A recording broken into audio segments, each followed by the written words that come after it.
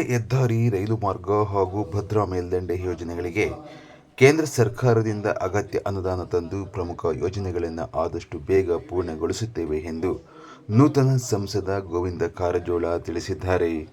ಅವರು ಹೊಳಲ್ಕೆರೆ ಪಟ್ಟಣದ ಬಿಜೆಪಿ ಪಕ್ಷದ ಕಚೇರಿಯಲ್ಲಿ ಜೆಡಿಎಸ್ ಹಾಗೂ ಬಿಜೆಪಿ ಕಾರ್ಯಕರ್ತರಿಗೆ ಹಮ್ಮಿಕೊಂಡಿದ್ದ ಅಭಿನಂದನಾ ಸಮಾರಂಭ ಉದ್ಘಾಟಿಸಿ ಮಾತನಾಡಿದರು.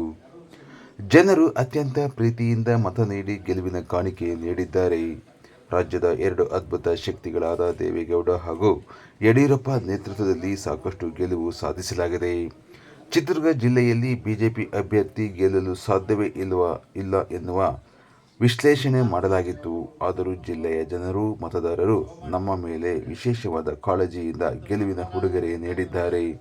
ಜನರ ಪ್ರೀತಿ, ವಿಶ್ವಾಸಕ್ಕೆ ದ್ರೋಹ ಮಾಡದೆ ಪ್ರಾಮಾಣಿಕವಾಗಿ ಕೆಲಸ ಮಾಡಿ ಜಿಲ್ಲೆಯನ್ನು ಸಂಪೂರ್ಣವಾಗಿ ಅಭಿವೃದ್ಧಿ ಮಾಡಲು ಶ್ರಮಿಸುತ್ತೇನೆ ಎಂದು ಭರವಸೆ ನೀಡಿದರು.